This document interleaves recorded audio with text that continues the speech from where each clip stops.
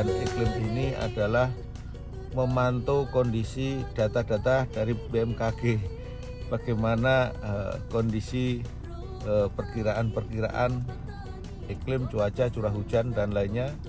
Juga saya menggunakan data NOAA sebagai gambaran bahwa kalau 2022 ini La Nina rendah, tahun 2023 data NOAA itu menunjukkan kondisi yang lebih kering dibanding saat ini, tapi dengan skala yang rendah,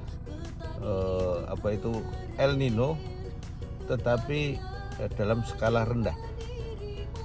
Nah, itu akan terjadi mulai bulan setelah 5 ya, bulan 5, 6 dan seterusnya. Biasanya kalau kemarau puncaknya di bulan Agustus September. Nah, ini kita pantau, jadi tugas kita semua termasuk di dinas provinsi, kabupaten, petugas lapangan dan petani selalu yang pertama membangun early warning system, bahkan kita sudah sistem online ada. Yang kedua melakukan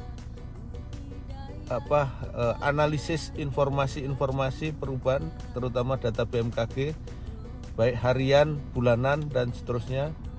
Yang ketiga untuk deteksi dini itu, yang berikutnya kita membentuk satgas atau gerdal. Jadi sudah ada tim di tiap daerah beserta sarananya untuk tim penanganan banjir, tim penanganan kekeringan. Apa alat-alatnya? Ya alat-alatnya itu sarana-sarana menangani banjir, termasuk pompa-pompa air untuk in out dan alat-alat lainnya, termasuk nyiapin benih kalau terjadi dampak. Yang berikutnya apa? Antisipasi tahun depan, gunakan benih-benih unggul di musim hujan, itu benih tahan genangan terutama itu. Kemudian di musim kemarau ya benih-benih yang tahan kekeringan.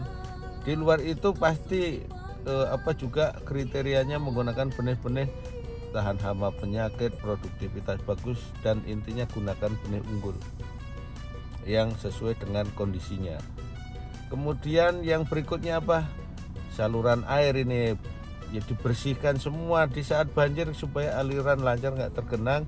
Di saat kemarau supaya ada penampungan airnya bisa digunakan. Jadi air menjadi kunci utama dalam hal penanganan dampak perubahan iklim ini. Saya harapkan di samping antisipasi dini, kemudian bagaimana membangun sistem adaptasi. Yang kedua itu adaptasi terhadap perubahan iklim. Yang ketiga mitigasi. Mitigasi itu sudah meminimalisir risiko-risiko supaya tidak berdampak. Kita minimalisir dengan upaya-upaya mitigasi. 3 langkah itu yang utama. Pertama antisipasi dini, yang kedua adaptasi, yang ketiga mitigasi. Langkah yang keempat adalah kolaborasi. Kita bersatu kerja bareng-bareng menyelesaikan ini. Jangan sampai terjadi. Kalau terjadi kita melakukan langkah-langkah nyata dalam bentuk brigade yang sudah disiapkan. Kemudian yang kelima, gunakan teknologi, termasuk teknologi di hulu on pump dan di hilir. Kenapa?